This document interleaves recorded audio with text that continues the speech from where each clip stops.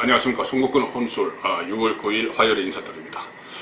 오늘은 그 문재인 정부 들어서 좀 상당히 좋아졌던 남북관계, 해빙무드가 흘렀었죠. 남북관계가 또 깨지는 최악의 날로 기록이 될 것 같습니다.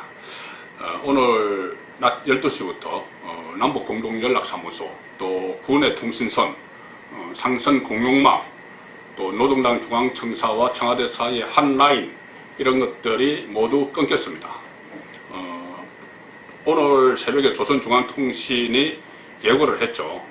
정오부터 모든 연락선을 차단 폐기하겠다 이렇게 밝히고 실제로 정오부터 다 끊겨졌습니다.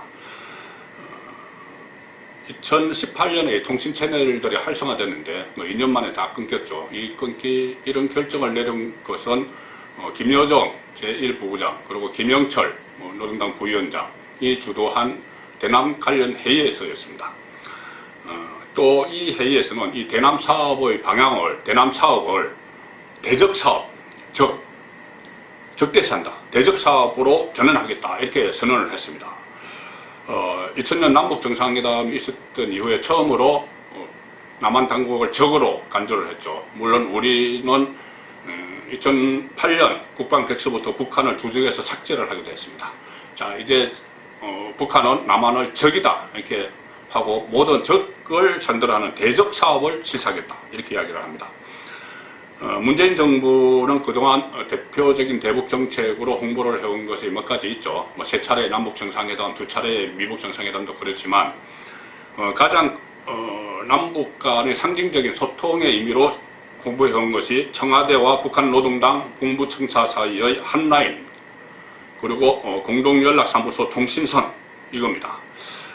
남북 소통의 상징으로 홍보를 해왔죠. 물론 한 라인은 아직 한 번도 실험 통화 외에는 사용되지 않았던 걸로 알려지고 있습니다. 그리고 이것과 함께 또 하나, 이 상징적인 지적 홍보를 했던 이것은 일단 끊겼고, 또 하나의 지적 홍보가 바로 9.19 남북군사 합의입니다. 그래서 평화가 정착됐다 이렇게 이야기했는데 이것도 조만간 파기가 될 가능성이 높아졌습니다.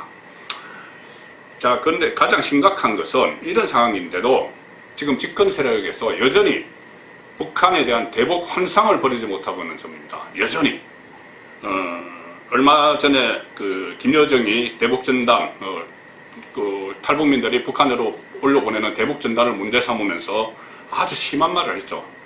나는 원래 못된 짓을 하는 놈보다 그것을 못 본 척하거나 부추기는 놈이 더 밉더라. 못된 짓을 하는 것은 탈북자들 전단 날려보내는 사람들이고, 못 본 척하거나 부추기는 놈, 이건 누구를 이야기할까요? 문재인 정부, 어쩌면 문재인 대통령을 찍어서 말일 수가 있습니다. 그렇게 봐야 되겠죠. 이렇게 했는데도 화들짝 놀라서 4시간 만에 부랴부랴 통일부에서 우리 대북전단 못 버리도록 하겠다 이렇게 이야기하고, 여당에서는 대북전단 살포 금지법을 만들겠다 이렇게까지 나오고, 심지어 여권 안에서는 경찰과 군병력을 동원해서 막아야 한다는 얘기까지 나옵니다. 우리 국민들이 뿌리는 것을, 북한으로 뿌리는 것을 경찰, 군병력을 동원해서 막아야 된다 이런 말까지 나올 정도로 김여정의 말 한마디에 화들짝 놀랐는데, 오늘 같은 날은 대남 사업을 대적 사업으로 전환하겠다 이렇게 했으면 이것은 북한의 대남 본색을 드러낸 겁니다. 본색을 드러냈는데도 여기에 대해서 대응할 생각을 하지 않고 우리에게 책임이 더 있다 이런 이야기까지 나오면서 아무 대응을 하지 않거나 원론적인 이야기만 하고 있습니다. 자, 통일부부터 한상을 못 버렸습니다. 통일부가 고위 당국자가 오늘 이렇게 이야기합니다. 남북 간 통신선은 소통을 위한 기본 수단이므로 남북 간 합의에 따라 유지돼야 한다. 아주 원론적인 이야기죠. 정부는 남북 합의를 준수하면서 한반도 평화와 번영을 위해 노력해 나갈 것이다. 이 상황에서 이런 말을 합니다. 합의를 한쪽만 준수하면 무슨 소용이 있습니까? 이 상황에서는 이 합의 위반을 강력히 비판을 하고 앞으로 발생할 일에 대해서는 응분의 책임을 져야 한다고 경고를 하는 게 맞습니다. 그런데 그러지 않고 아주 원론적인 합의를 준수해야 된다 그러면서 이 대적 사업 이렇게까지 표현을 했는데, 대적 사업 표현에 대해서는 기자들이 물어보니까 거기에 대해서 언급하지 않겠다. 진행 상황을 지켜보며 대응하겠다 이렇게 이야기합니다. 아직까지 상황 파악을 못하는 것인지 알면서도 모른 체 하는 것인지 그런 상황에서 청와대 입장 표명 없습니다. 입장 표명 없고 통일부가 이야기한 것으로 입장을 가름하겠다 이렇게 이야기했다고 합니다. 통일부가 뭐 합의 준수 이야기한 거. 그리고 국가안전보장회의도 열지 않았습니다. 이게 상당히 심각한 문제인데 전혀 반응을 하지 않고 있습니다. 문재인 대통령은 오늘 국무회의를 열었는데 북한 문제에 대해서 일절 언급하지 않았습니다. 이 발표가 오늘 새벽에 나왔고 또 어제만 해도 어제 오전에 남북공동연락사무소 연락 기능이 2008년 이후 처음으로 일시 중지가 됐죠. 그 상황이고 또 김여정은 문재인 대통령을 향해서 심한 말을 내뿜고 또 김여정과 통일전선부가 연락사무소 폐쇄를 어제 공언을 했는데 오늘 국무회의에서 단 한마디도 하지 않았습니다. 문재인 대통령 또 정부 당국자 그 누구도 김여정의 막말에 대해서 유감 표명하는 그런 말 한마디 나오지 않았습니다.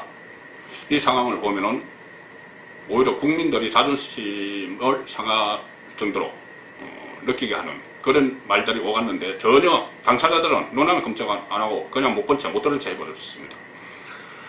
적반하장격인 일도 일어나고 있습니다. 지금 집권 세력 주변의 인사들이 일제 입을 모아서 우리 쪽, 남쪽이 잘못이다 이런 이야기를 지금 하고 있습니다. 이 정세현 민주평통자문위 수석부의장이죠. 라디오에 출연해서 뭐라고 했냐면은 4.27 판문점 선언과 9.19 평양선언, 그 다음 군사 분야 합의를 우리가 성실히 이행하지 않는 데 대한 불만이 그동안 쭉 쌓여 있었다, 북한에. 이번에 삐라 사건으로 촉발됐다. 이렇게 이야기합니다. 완전히 북한 쪽의 입장을 과도하게 대변을 하는 그런 말을 하는 것이죠. 문재인 대통령의 복심이라고 하는 윤건영 지금 국회의원이죠. 청와대 국정상황실장 지내서 남북관계를 잘 알죠. 남북 정상회담도 막 배석도 하고 같이 따라가고 했는데 이렇게 이야기합니다. 남북 정상 간 있었던 합의사항이 제대로 지켜지지 않는 것에 따른 북측의 누적된 불만 같아. 우리가 잘못했다는 겁니다. 우리가 잘못해서 이런 꼴을 당하고 있다는 겁니다. 그리고 앞으로 어떻게 해야 되겠다는 말은 전혀 하지 않습니다. 왜 이 환상을 버리지 못할까? 문재인 정부가 북한에 대해서. 간단합니다. 이 대북 유화 정책은 문재인 정부의 존립 기반입니다. 문재인 정부 들어서서 초반에 지지율이 계속 고공행진을 계속 했는데 그때 경제 엉망이었죠. 국민들이 서민들, 중소상공인들 먹고 살기 힘들다고 어시행했는데 그래도 지지율이 고공행진한 것은 북한 문제 때문이었습니다. 평창 동계올림픽을 시작해서 그 다음에 김여정 한국 방문하고 또 백두산 가고 이 남북 정상회담하고 막 판문점에서도 하고 이런 것 때문에 지지율을 유지를 하고 있었죠. 국정 동력을 거기서 얻은 겁니다. 그 갤럽 조사 같은 곳을 보면은 그때 국정 지지율이 한 60% 이렇게 나올 때 왜 지지하냐고 물어보면은 남북 관계를 잘해서가 거의 60, 70%를 차지했습니다. 그렇기 때문에 문재인 정권의 존립 기반이죠. 그래서 이 문제에 대해서도 그대로 환상을 갖고 그대로 있는 겁니다. 근데 문제는 이 통신선 단절, 오늘 통신선 단절은 첫 조치입니다. 2차, 3차를 경고하고 있죠. 조선중앙통신이 그렇게 이야기했습니다. 김여정, 김영철이 단계적 대적 사업을 심의했다. 단계적. 1단계라는 것이죠. 통신선 차단은 1단계입니다.